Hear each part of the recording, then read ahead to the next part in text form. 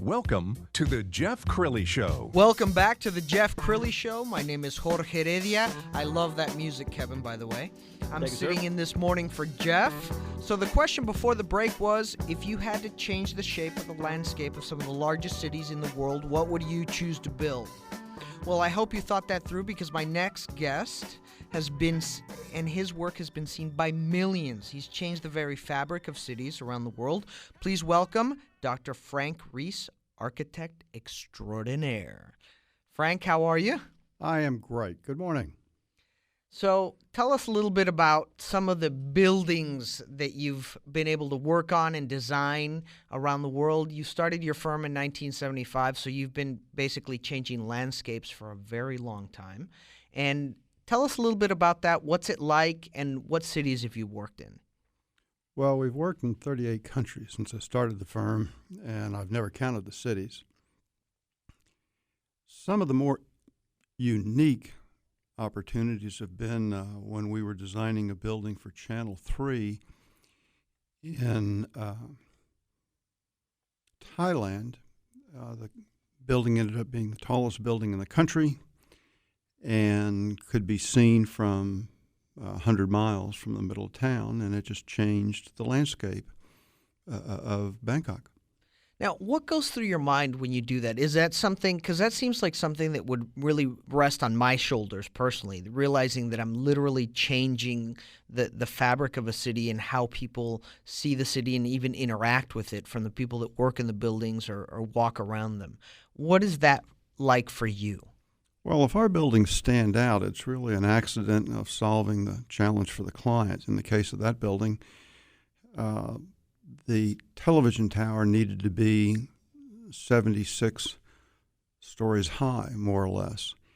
And so we created a building that fit inside the television tower, and so it ended up being the tallest building. Otherwise, we would have had a building with a television tower some distance from it, but they wanted it to all be together.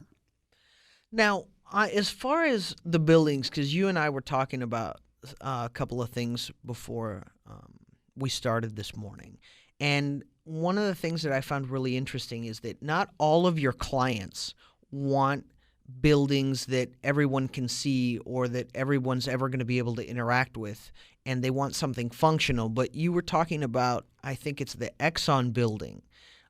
That's kind of one of those buildings that's not meant to be seen. Does that happen a lot with your clients, where they come to you and say, hey, we want this great design, but we don't want anybody to ever see it?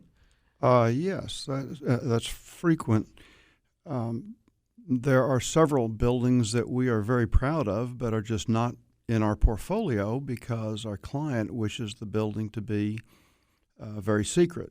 We've done work for the Department of Defense and for several other organizations in this country where they needed the building to be a building that nobody would ever see unless they were directed to the building. And one example of a conflicting need are FBI buildings. We've designed a dozen or so in the last few years since the bombing in Oklahoma City, and all of those need to be visible because the FBI wishes to be visible in the community, but they are able to withstand a major attack. So they're not trying to hide, but they need to be very, very strong when it comes to somebody trying to knock the walls down. Oh, that would make sense, definitely. How difficult is it sometimes to deal with your clients because you see everything from a designer and architect's point of view. So do you ever get a client that'll come in and say, hey, I want this building to look this way, and it seems to you that it's not functional? Is that something that you bring up to them, or do you just design it the way that they want it and then show them an alternative design? Quite often a client has a view of what they want the appearance of their building to be. However, the process that we use in designing a building is called Facility Business Plan, and we own the rights to that in about 35 countries. And it's a process that takes the client through an evolution of determining how they're going to function in the future or continuing to function the way they are today if they believe they're operating most efficiently. But we still take them through the process, and quite often it helps them adjust their method of functioning or operating, if you will.